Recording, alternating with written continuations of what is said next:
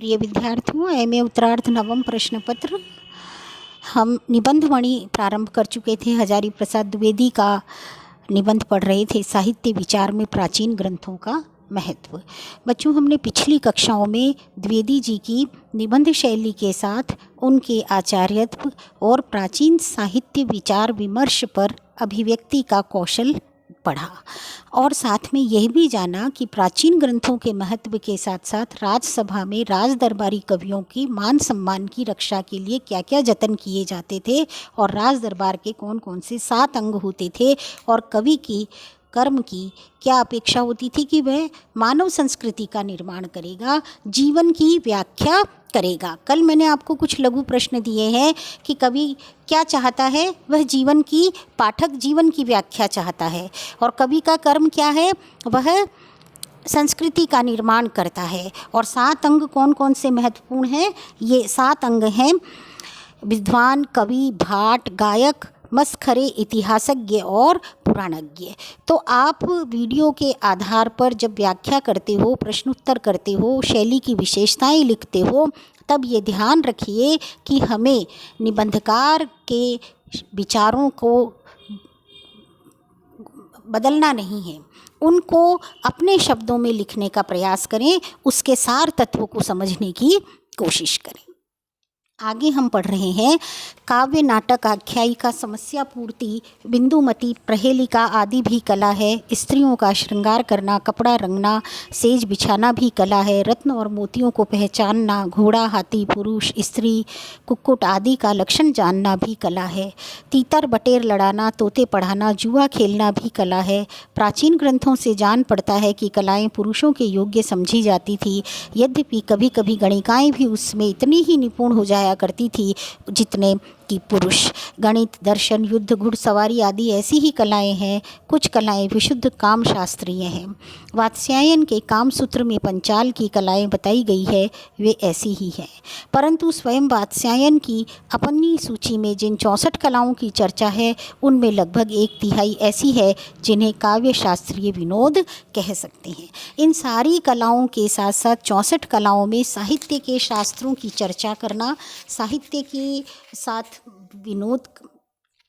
विनोद करना, ये सब भी क्रीड़ाओं में आता है। कुछ मनोविनोद के साधक हैं, कुछ दैनिक प्रयोजनों के पूरक हैं। यदि पंचाल और यशोधर की बात छोड़ दी जाए तो प्राचीन ग्रंथों में प्राप्त 64 या 72 कलाओं में काव्य शास्त्रीय विनोदों का स्थान बहुत प्रमुख है। सुप्रसिद्ध कवि क्षेमेंद्र ने अपने कला विलास में गणिकाओं के धनापहरण के कौशलों को, कायस्थों की कुटिलता को, सुनारों की चोरी करने के कौशलों को, गवैयों के हथकंडों को, गणकों की धूर्तताओं को कला में ही गिना है। इसमें काव्य कला को कोई स्थान ही नहीं दिया गया। इस काल के कविजन अपने को कला कोविद मानने में गर्व अनुभव करने लगे थे और सब प्रकार के कौशलों को जानना आवश्यक समझने लगे थे। काव्य का कौशल हो जाना काव्य के स्वरूप प्रदान करने में निश्चय ही विशेष महत्व की बात है। छंद वचन वक्रिमा का प्रधान सहायक है। ऐसा जान पड़ता है कि दीर्घ काल से केवल शब्दों को छंद में गूंथ देने मात्र से बहुत सी बातों को कविता नाम दे दिया है। सुना है कि जीव विज्ञान ने बताया है कि मनुष्य जाति सीधी रेखा की अपेक्षा वक्रिम रेखा में चलने की में ज़्यादा सौंदर्य अनुभव करती है। मनुष्य सीधे सीधे कही जाने वाली बात को नहीं सुनता, इसलिए वक्रोक्ति, चमत्कार से या प्रभावशाली ढंग से या आलंकारिक ढंग से हम बात को कहते हैं। मनुष्य की यह वक्रिमा प्रीति छंद के अनुसरण के रूप में प्रकट हुई है। संसार पुरानी से पुरानी भाषा छंदों में ही सुरक्षित है। आदिम जातियां अपने समस्त अनुभव छंदों में ही संचित करती आई है। यह गद्य मनुष्य की वैज्ञानिक मनोवृत्ति की उपज है और छंद उसकी सहजात आनंदिनी मनोवृत्ति की। ये रेखांकित कर लीजिए। और ये महत्वपूर्ण है कि मनुष्य की जो वैज्ञानिक मनोवृत्ति, गद्य क्या है और छंद क्या है, ये एक लघु प्रश्न अपना बनता है। रविंद्रनाथ ने लिखा है कि वाक्य जब सीधा खड़ा रहता है तब केवल अर्थ को प्रकट करता है, परंतु जब वह तिरछी भंगिमा में खड़ा होकर गतिशील हो उठता है तो साधारण अर्थ के अतिरिक्त और भी अनेक बातें प्रकाशित करता है। ये व्याख्या के लिए महत्वपूर्ण है। रविंद्रनाथ टैगोर की कुछ बातें हैं जो हमें व्याख्या की अपेक्षा रखती हैं। हम जो कुछ देखते हैं, सुनते हैं, जानते हैं, उनके साथ जब अनिर्वचनीय का योग होता है तो हम उसे रस कहते हैं, अर्थात वह वस्तु जिसे हम अनुभव करते हैं पर व्याख्या द्वारा समझा नहीं सकते। यहाँ अनिर्वचनीय शब्दों से भ्रम होने की आशंका है।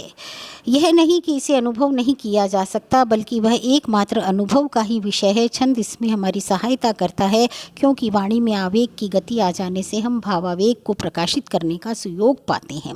छंद वस्तुतः एक गति है। यह समझना ठीक नहीं कि वह मात्राओं और यतियों का बंधन है। जिस प्रकार नदी अपने दोनों किनारों से बंधकर ही वेगवती होती है, यदि किनारे के बंधन न हो तो प्रवाह का वेग भी नहीं होगा। वाणी भी मात्राओं और यतियों के बंधे किनारों के भीतर से वेगवती हो उठती है। कोई आश्चर्य नहीं कि मनुष्य ने केवल छंद को ही कविता नाम दे दिया था। छंद के प्रकट करने से साधारण बात में भी एक ऐसी गति आती है जो मनुष्य के चित्त की अनुवर्तनी हो उठती है। न जाने क्यों पुराने पंडितों ने जब छंद की व्युत्पत्ति छादन से बताई तो छादन करने के कारण ही छंद छंदस कहलाए। दैवत ब्राह्मण के भाष्य में सायण ने भी यही मत प्रकट किया है। उनका कहना है कि वर्णों को छादन करने के कारण ही छंद कहा है। महामहोपाध्याय पंडित विधुशेखर भट्टाचार्य ने बताया है कि इस प्रकार की व्याख्या का मूल कारण शायद छांदोग्य उपनिषद का वह मंत्र है जिसमें ये कहा गया है कि देवता लोग मृत्यु से डरते हुए त्रैविधा में प्रविष्ट हुए। देखिए, शब्द की उत्पत्ति और शब्द का मूल अर्थ प्राचीन ग्रंथों के संदर्भों से लेकर के हजारी प्रसाद द्विवेदी जी के पांडित्य, शास्त्रार्थ, वैचारिकता के साथ साथ उनके अभिव्यक्ति कौशल का भी उदाहरण है। लेखक फिर आगे कहते हैं कि मुग्ध होने के कारण वह उन्हें देख नहीं सकी, क्योंकि वे इस प्रकार वेद मंत्रों से आच्छादित हो गए और मृत्यु के पंजों से छुटकारा पा सके। इस व्याख्या से छंद की मुग्धकारिणी शक्ति का आभास मिलता है और आच्छादित शब्द इसी अर्थ में लाक्षणिक भाव से प्रयुक्त जान पड़ता है। जो हो, छंद शब्द मुग्धकारी और प्रसन्न करने वाले अर्थ में ही अधिक उपयुक्त जचता है। छंद के भीतर की गति ही उसे प्रसादक और मोहक बनाती है।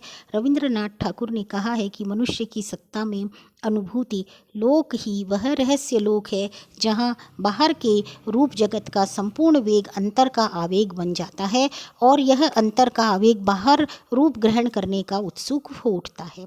इसलिए वाक्य जब हमारे अनुभूति लोक के वाहन के काम में नियुक्ति होता है तो उसमें गति का होना आवश्यक हो जाता है। वह अपने अर्थ से तो बाहरी घटनाओं को व्यक्त करता है, किंतु गति के द्वारा आंतरिक वेग को प्रकाशित करता है। केवल इतना ही नहीं, छंद सामाजिक बंधनों का भी वाहन है।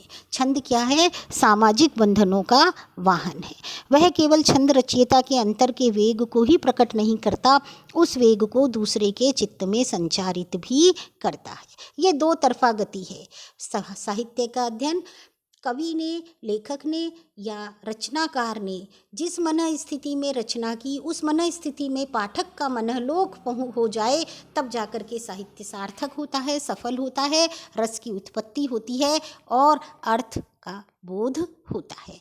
तो रस की उत्पत्ति होना और अर्थ का बोध हो जाना साहित्य का फलागम है। ये बात हजारी प्रसाद द्विवेदी कहते हैं कि हमारे प्राचीन ग्रंथों के माध्यम से ये पृष्ठभूमि सदैव रही है। सभा में तो सुंदर काव्य बताने की अपेक्षा सुंदर पाठ की अधिक आवश्यकता होती है। उत्तरकालिक दरबारों में काव्य पाठ का गौरव और भी बढ़ गया था। राजशेखर ने उस कवि को ही वाग्देवी का अत्यंत प्रिय बताया है, जो छंदों को इस प्रकार पढ़ सके कि रस का आस्वादन गोपालों और अनपढ़ स्त्रियों तक को मिल जाए। यह तो हुई राजसभा की बात। निसंदेह कवि को कीर्ति प्राप्त करने का प्रधान साधन राज सम्मान था, पर और भी साधन थे।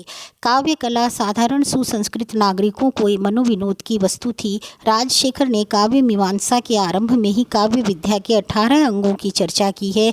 उनमें एक अंग है वैनोदिक। बहुत दिनों तक पंडित में जल्पना कल्पना चलती रही। राजशेखर के गिनाए हुए 18 अंग काल्पनिक है या किसी पुरानी परंपरा के अवशेष है।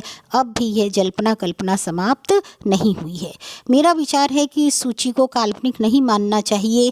मैंने अपने मत की पुष्टि अन्यत्र की है। यहाँ उस विवाद को उठाने की कोई आवश्यकता नहीं है।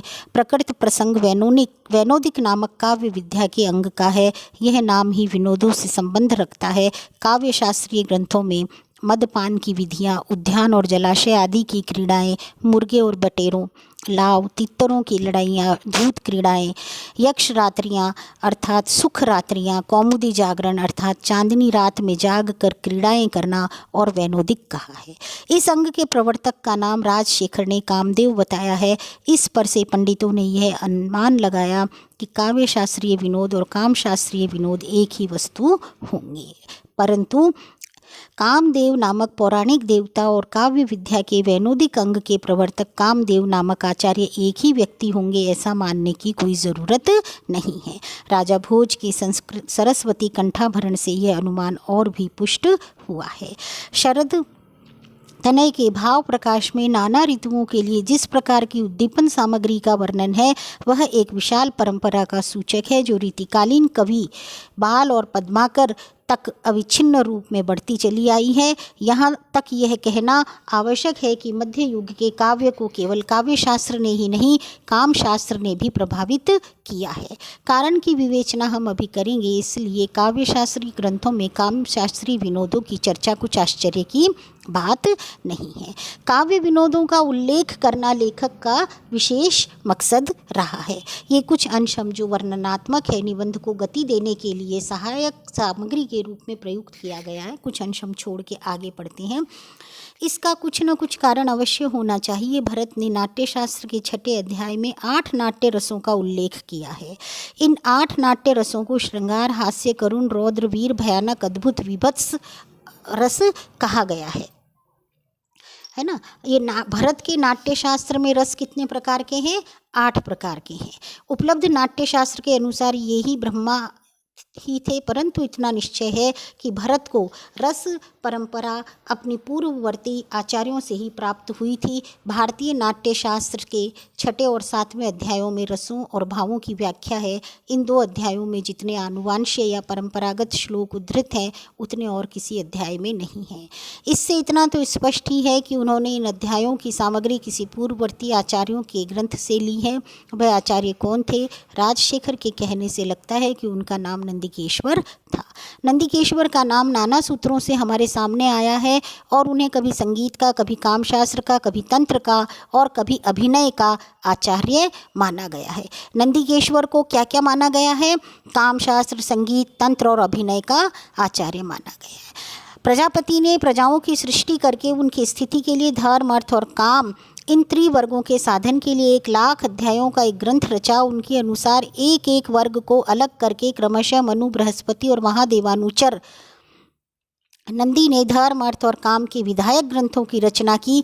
नंदी का ग्रंथ 1000 अध्यायों का था। इस प्रकार नंदिकेश्वर ने के काम शास्त्र के प्रवर्तक आचार्य हैं।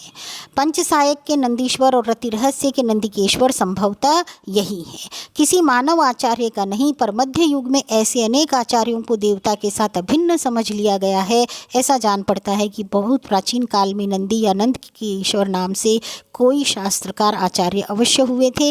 नंदिकेश्वर की लिखी एक अभिनय संबंधी पुस्तिका भी प्राप्त हुई थी और उसमें उत्तम संपादित संस्करण प्रकाशित कराया है। पुस्तक का नाम है अभिनय दर्पण।